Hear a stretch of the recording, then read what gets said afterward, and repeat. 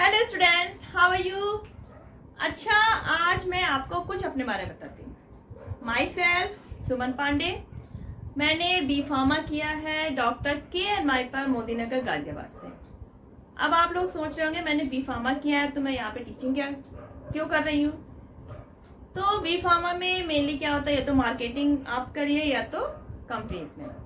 तो कंपनीज में मैंने काम किया।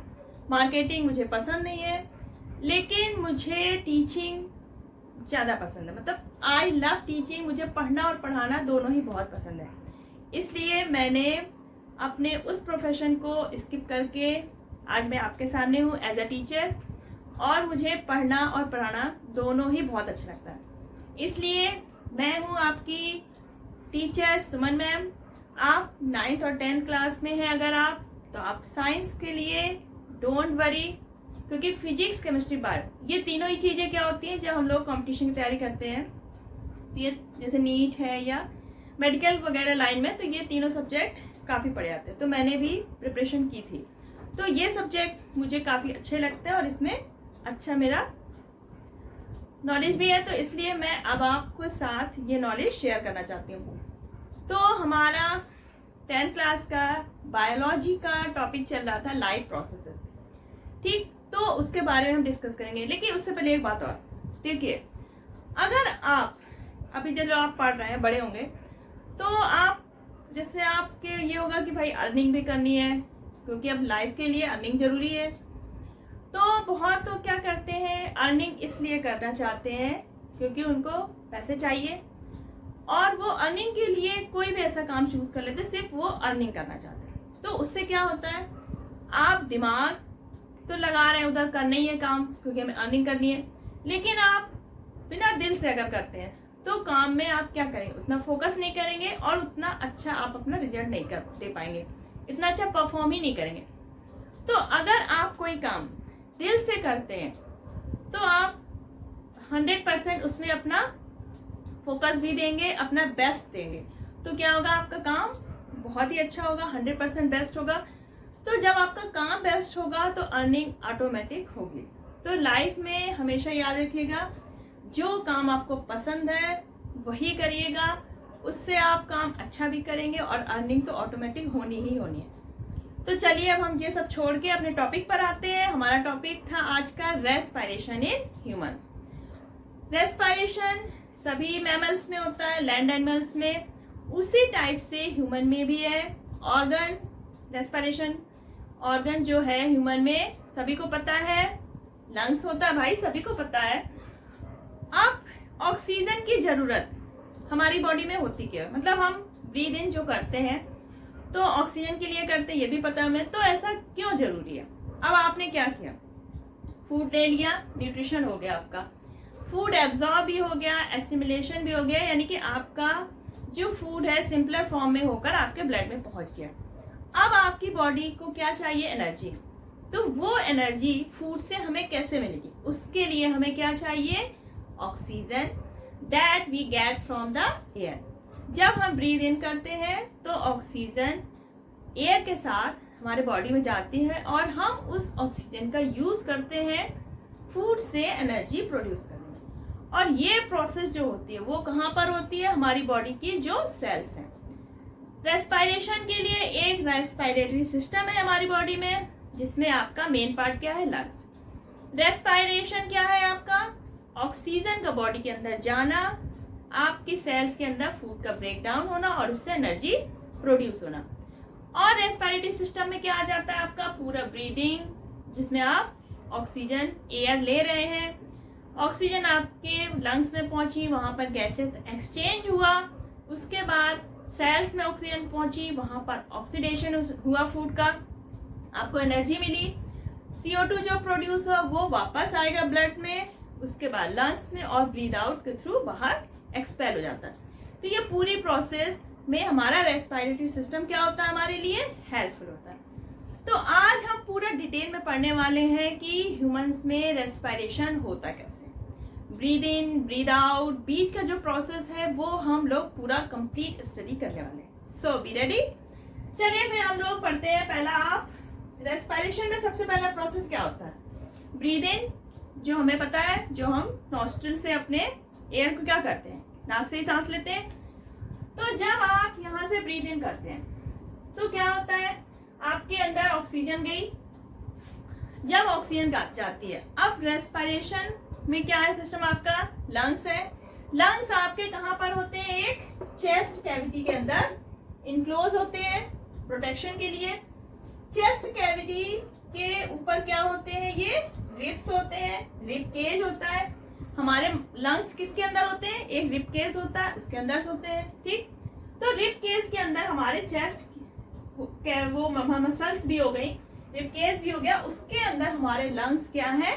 प्रोटेक्टेड है। ठीक, तो जो हमारी एयर इन हुई, यानी हमने ब्रीथ इन लिया, ठीक है। अब आप जैसे आप कहते हैं वन ब्रेथ, एक सांस जो है उसमें आपकी एक ब्रीद इन और एक ब्रीद आउट, यानी दोनों मिला के आपका एक क्या बनता है? ब्रेथ। तो यहाँ पे हमने क्या किया, जब आपने एयर को इनहेल किया तो यहाँ पर क्या है? आपका चेस्ट कैविटी है, रिब केस है, मसल्स है।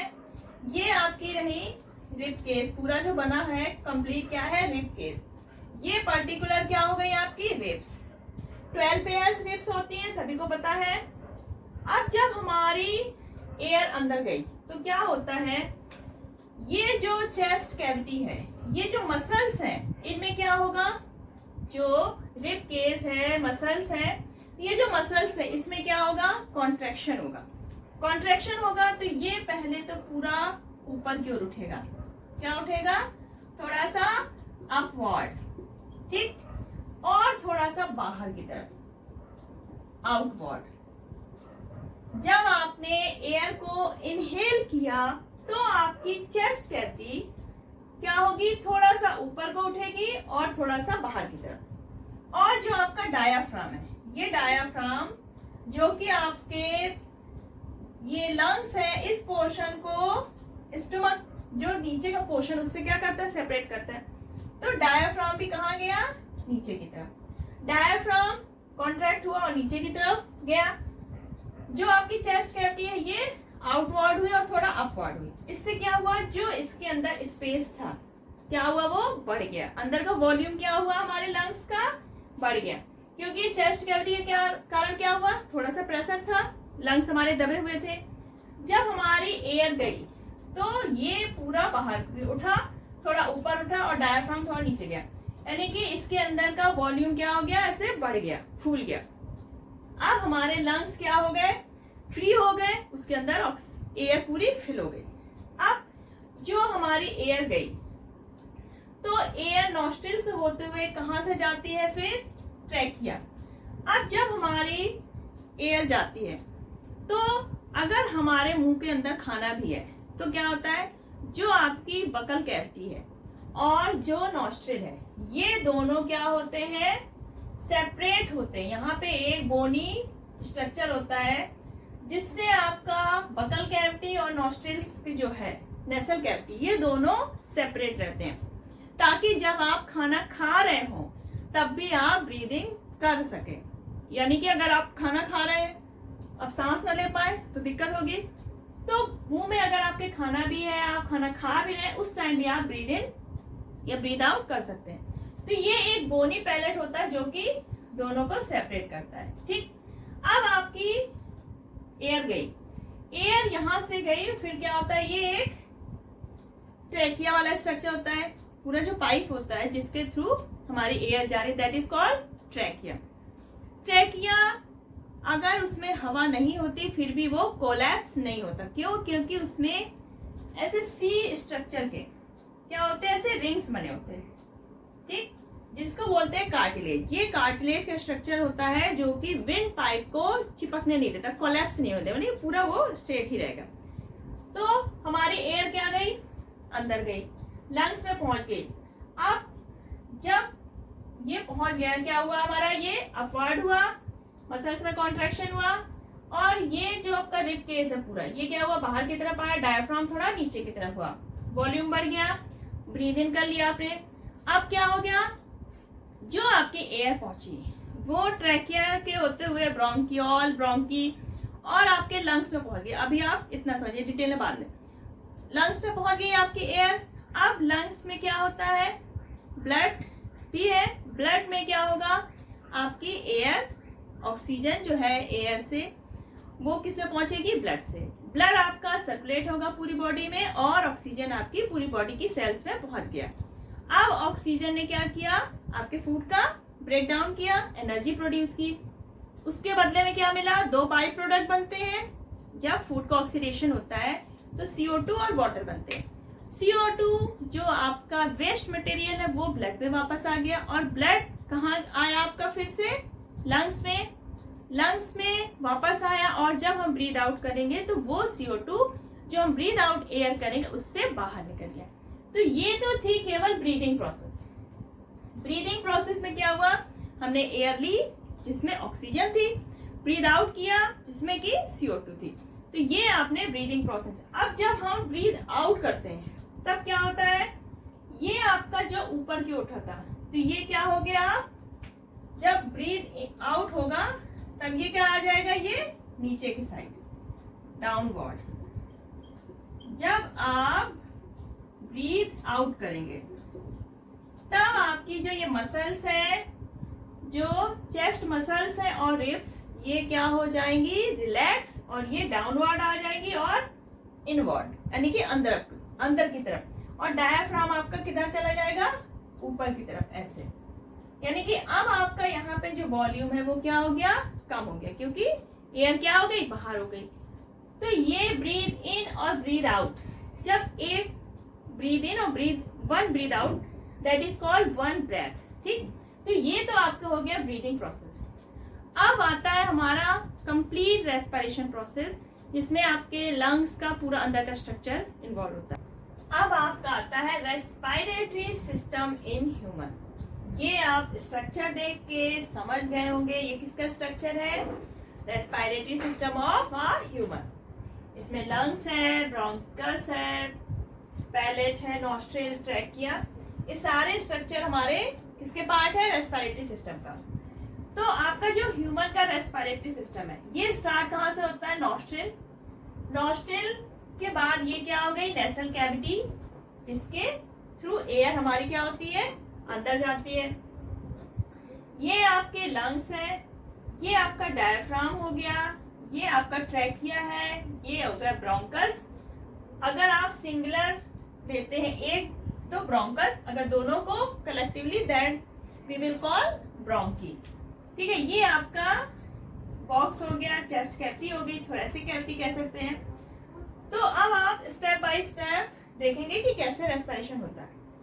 अब आपने सबसे पहले क्या किया, नॉस्ट्रिल से हमने ब्रीद इन किया। नॉस्ट्रिल्स में क्या होता है, जो नेसल कैविटी है, अंदर हमारी जो नेसल कैविटी है उसमें हेयर, स्मॉल हेयर्स और म्यूकस की क्या होती है, एक लाइनिंग।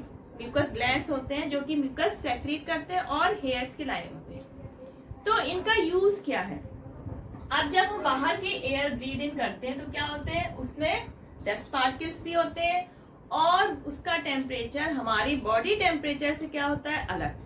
तो यहाँ पर क्या होता है, पहले तो जो लाइनिंग है म्यूकस की और हेयर्स की, उसमें जो अनवांटेड पार्टिकल्स हैं वो क्या हो जाएंगे, ट्रैप हो जाएंगे।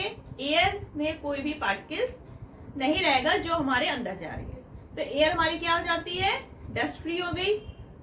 और जो टेम्परेचर है एयर का वो भी इस रूट में क्या हो गया, हमारी बॉडी टेम्परेचर के हिसाब से एडजस्ट हो जाता है। ठीक, अब हमारी एयर गई अंदर। इसके बाद आता है आपका फेरिंग्स। फेरिंग्स के बाद आएगा आपका यहाँ पे ट्रैकिया। ट्रैकिया के जस्ट ऊपर यहाँ पर होता है लैरिंग्स, that is called voice box, जिससे हमारी आवाज आती है। तो अब ये ट्रैकिया जो है, ट्रैकिया आगे जाके 2 ब्रोंकस में डिवाइड हो जाता है। एक आपका राइट लंग्स में जाएगा और एक लेफ्ट लंग्स में। तो दोनों लंग्स में एक एक ब्रोंकस क्या हो गए, चले गए। अब जो आपके ये ट्रैकिया है, तो ये क्या होता है, इसमें सी स्ट्रक्चर के ऐसे हाफ सर्किल, पूरा नहीं क्लोज होता है, ये हाफ सर्किल में होता है। तो ये सी स्ट्रक्चर में क्या होते हैं, रिंग्स लगे होते हैं कार्टिलेज के बने हुए रिंग्स। इससे क्या होता है, इसको मैकेनिकल सपोर्ट मिलता है और ये हमारा कोलैप्स नहीं होता। ठीक, तो आपकी एयर गई ब्रोंकस से होते हुए, ये जो ब्रोंकस है आगे जाके स्मॉलर एंड देन स्मॉलर बहुत सारी छोटी छोटी ब्रोंकियोल्स में क्या हो जाता है, डिवाइड हो जाता है। अब जब ये डिवाइड होता है तो ये जो ब्रोंकियोल्स का जो सबसे स्मॉलेस्ट पार्ट होता है, एंड पार्ट, वो किसमें चेंज हो जाता है, एल्वियोली, जो कि छोटे छोटे पाउच लाइक स्ट्रक्चर होते हैं, बैलून छोटे छोटे पाउच लाइक, जिसकी जो वो होती है स्किन बहुत ही ज्यादा थिन होती है और बहुत ही ज्यादा ब्लड रिच होता है। यानी इसमें बिल्कुल थिन ब्लड वो होती है कैपिलरीज, जिसमें कि ब्लड फ्लो अच्छा खासा होता है, क्योंकि जो मेन ऑक्सीजन और CO2 का एक्सचेंज होता है वो आपका एल्वियोली में ही होता है। एल्वियोली कलेक्टिवली हम लोग कहते हैं, एक पाउच को एल्वियोलस बोलते हैं। तो मेन आपका गैसेस का एक्सचेंज कहाँ पर होगा, एल्वियोली में। वहां पर उसकी जो स्किन है इतनी थिन होती है, मेम्ब्रेन क्या ज्यादा थिन होती है और बहुत ज्यादा ब्लड रिच होती है। तो ब्लड में ही मेन सप्लाई होती है, ऑक्सीजन और CO2 एक्सचेंज कहाँ से होता है, ब्लड से। अब हमारा जब एल्वियोली में पहुंच गई एयर, अब यहाँ पे क्या है, ब्लड है, ब्लड में CO2 है वो बाहर आ जाएगा और ऑक्सीजन हमारा ब्लड के अंदर गया। अब ब्लड में क्या होता है, सभी को पता है, एक रेड पिगमेंट होता है, दैट इज कॉल्ड हीमोग्लोबिन। तो हीमोग्लोबिन ने हमारे ऑक्सीजन को लिया और ब्लड से पहुंचा आपके बॉडी के सारे टिश्यूज में, सारे सेल्स में। अब जब हमारी सेल्स में ऑक्सीजन पहुंच गई, अब क्या होगा, ऑक्सीजन हमें क्यों चाहिए, तो भाई फूड जो हमारे बॉडी के सेल्स में है अब वो ब्रेक डाउन होगा और एनर्जी प्रोड्यूस करेगा। अब उसके बाद एनर्जी जब प्रोड्यूस होता है तो हमारे वेस्ट में क्या बनता है, उसमें रिएक्शन में CO2। तो CO2 क्या हुआ, अब वो वापस ब्लड में आया, क्योंकि वहां पे कंसंट्रेशन CO2 का ज्यादा हो गया सेल में, तो वो आपका वापस ब्लड में आ गया। ब्लड आपका वापस कहाँ आएगा, लंग्स में। और यहाँ पे जो आपने एल्वियोली में जहां पर आपका ऑक्सीजन का एक्सचेंज हुआ था, सेम वहीं पर क्या हुआ, आपका CO2 वापस आ गया एल्वियोली में। अब जब हम ब्रीद आउट करते हैं तब वो CO2 हमारा बाहर आता है। ब्रीद इन में क्या है, आपको पता है, जो आपकी मसल है, चेस्ट मसल्स है, रिब केज है, इसमें क्या होता है, कॉन्ट्रैक्शन होता है। आपका जो मसल्स है, चेस्ट मसल्स, वो क्या होगी, अपवर्ड होगी, आउटवर्ड होता है मसल्स, और डायफ्राम आपका नीचे आ जाता था, यानी कि वॉल्यूम बढ़ जाता था। जब आप एक्सपेल करेंगे एयर को तो डायफ्राम ऊपर हो जाता है और ये जो चेस्ट कैविटी वो क्या हो जाती है, इनवर्ड्स और डाउनवर्ड, यानी वॉल्यूम कम हो जाता है। अब ये जो डायफ्राम है इसका यूज क्या होता है, ये पहला तो आपका रेस्पिरेशन में जो ब्रीद इन ब्रीद आउट होता है उसमें हेल्प करता है। आपकी जो लंग्स का पार्ट है, चेस्ट पार्ट है, उसको स्टमक वाला पार्ट से क्या करता है, आपको ये सेपरेट करता है। और जो ये चेस्ट कैविटी है, रिब केज है, ये आपके लंग्स के प्रोटेक्शन के लिए यूज होता है। और जो आपका लंग्स है ये 2 लेयर से कवर्ड होता है, जिस दैट इज कॉल्ड प्लूरा। तो ये तो हो गया आपका रेस्पिरेशन प्रोसेस। आई थिंक इसमें कोई प्रॉब्लम नहीं हुई होगी। अच्छा, जो आपका ये एल्वियोली होता है, तो ये स्मॉल पाउचेस में बहुत सारा होता है और इसमें बहुत ज्यादा सरफेस एरिया होता है। इतना ज्यादा सरफेस एरिया होता है, अगर आप पूरे एल्वियोली को ओपन करते हैं तो अबाउट 80 स्क्वायर मीटर का एरिया बनेगा, यानी कि एक टेनिस कोर्ट का स्पेस मान लीजिए आप। तो ये स्पेस, इतना ज्यादा सरफेस एरिया का फायदा क्या है, ताकि जो गैसेस एक्सचेंज होती है उसके लिए क्या हो जाए, ज्यादा से ज्यादा सरफेस मिल जाना। CO2 होता है वो क्या होता है कि वाटर में ज्यादा सॉल्युबल होता है। तो जब हमारा CO2 ब्लड के थ्रू बाहर आ रहा होता है लंग्स में, तो ये सॉल्युबल फॉर्म में ही आता है। और जो आपका ये लंग्स के अंदर एयर होती है, जब हम ब्रीद इन कर रहे हैं, ब्रीद आउट कर रहे हैं, उस टाइम पर भी पूरी एयर ना तो बाहर जाती है और ना ही पूरी अंदर रहती है। कुछ थोड़ी देर के लिए कुछ ना कुछ एयर का वॉल्यूम वहां पर टेम्पररी बना रहता है, मतलब पूरा लंग्स आपका कभी भी खाली नहीं होगा। जो एयर थोड़ा पार्ट उसका बना रहता है that is called residual volume. वो क्यों होता है? ताकि आपकी बॉडी को इतना सफिशिएंट टाइम मिल जाए कि ऑक्सीजन का एक्सचेंज हो जाए और CO2 वापस एक्सचेंज हो जाए। यानी कि लंग्स के अंदर एयर हमारी थोड़ी हमेशा प्रेजेंट रहती है, that is called residual volume. उसमें ऑक्सीजन कितनी है? 21%, CO2 है 0.04% और वाटर वेपर लिटिल अमाउंट में होगा और नाइट्रोजन आपकी 78% है। जब आप जो एयर एक्सपेल करते हैं उसके बाद अगर उस एयर का कॉम्पोजिशन चेक करते हैं तो उसमें देखिए आपकी ऑक्सीजन क्या हुई? 16.4%, यानी कि आपने सबसे ज्यादा क्या यूज किया है? ऑक्सीजन। कार्बन डाइऑक्साइड आपका हो जाता है 4.4, यानी कि काफी अमाउंट में हम CO2 क्या करते हैं? बाहर निकालते हैं। वाटर वेपर भी काफी आता है। नाइट्रोजन हमारा सेम 78% है, यानी कि ऑक्सीजन हमारी यूज हुई, CO2 बाहर निकली।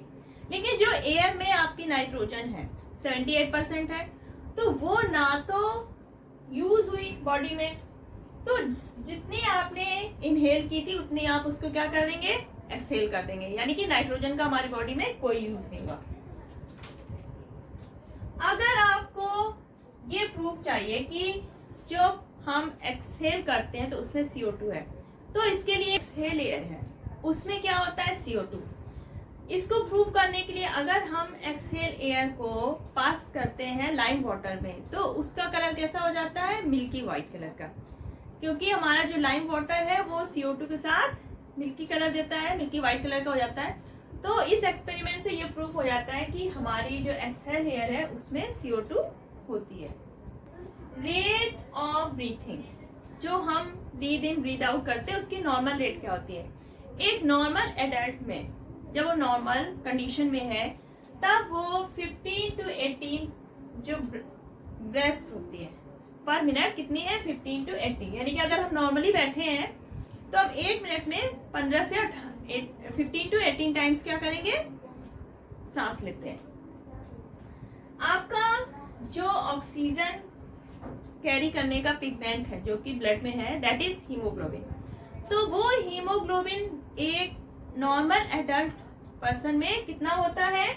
12 to 18 ग्राम पर डेसीलीटर ऑफ ब्लड, यानी कि ब्लड 1 डेसीलीटर ब्लड में 12 to 18 ग्राम होता है। अगर आपके ब्लड में जो ये नॉर्मल रेंज है इससे हीमोग्लोबिन अगर कम है तो क्या होगा?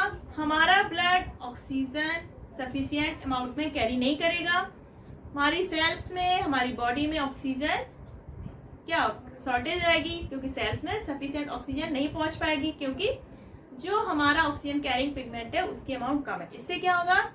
आपको वीकनेस फील होगी, टायर्डनेस फील होगी।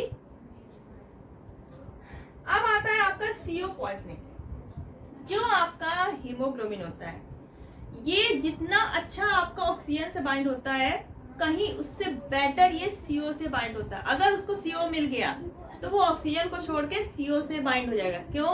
क्योंकि CO से उसकी ज्यादा अच्छी दोस्ती है। तो अगर आपका फ्यूल अगर बर्न होता है इनसफिशिएंट ऑक्सीजन में, जैसे आप बंद कमरे में या बर्न हो रहा है, तो क्या होता है? जो गैस बनता है वो धुआं, उसमें क्या होता है? CO ज्यादा होता है। तो क्या होता है? वो CO आप इनहेल करेंगे एयर के थ्रू और वो स्ट्रांगली किससे बाइंड हो जाएगा? हीमोग्लोबिन से। अब वो इतने स्ट्रांगली बाइंड हो जाएगा कि ऑक्सीजन बाइंड हो ही नहीं पाएगा और वो CO क्या हो जाएगा? आपकी पूरी बॉडी में ब्लड के थ्रू फैल जाएगा, ब्रेन में भी पहुंच जाएगा। तो ऑक्सीजन की क्या हो गई? शॉर्टेज हो गई। इससे क्या होता है? आप मतलब बेहोश भी हो सकते हैं और कभी कभी तो पर्सन की डेथ तक हो जाती है, that is called CO poisoning. अगर जैसे कुछ पेशेंट्स होते हैं वो प्रॉपर अगर ब्रीथ नहीं कर पाते हैं तो क्या करते हैं? हॉस्पिटल में देखा होगा ऑक्सीजन मास्क पहना दिया जाता है ताकि उनको ऑक्सीजन सफिशिएंट मिलती रहे, उनको मतलब प्रॉब्लम ना हो ब्रीदिंग में। और जब ज्यादा सीरियस केस होता है तो आपने देखा पेशेंट को क्या करते हैं? वेंटिलेटर में रखा जाता है। तो वेंटिलेटर में क्या होता है? जो ऑक्सीजन है तो वो जो ट्यूब के थ्रू वो ट्रैकिया तक ऑक्सीजन पहुंचाई जाती है। मतलब वो नाक में मास्क से उसका काम नहीं चलता है, हमें ट्रैकिया तक ऑक्सीजन पहुंचानी पड़ती है ताकि वो प्रॉपर ब्रीदिंग कर सके। तो ये तो हो गया आपका रेस्पिरेशन इन ह्यूमन, जो कि आपको समझ में आ गया होगा आई थिंक। अगर आपको फिर भी कोई प्रॉब्लम हो तो आप कमेंट सेक्शन बॉक्स में लिखिए। अगला टॉपिक आपका होगा ट्रांसपोर्टेशन। आपका एनिमल्स में भी होगा, प्लांट्स में भी होगा और ह्यूमंस में भी होगा। तो ये लाइफ प्रोसेस में क्या है, ये सारी चीजें हमारी जरूरी है। और इस चैप्टर में ट्रांसपोर्टेशन, रेस्पिरेशन, न्यूट्रिशन और एक्सक्रीशन, ये 4 टॉपिक है।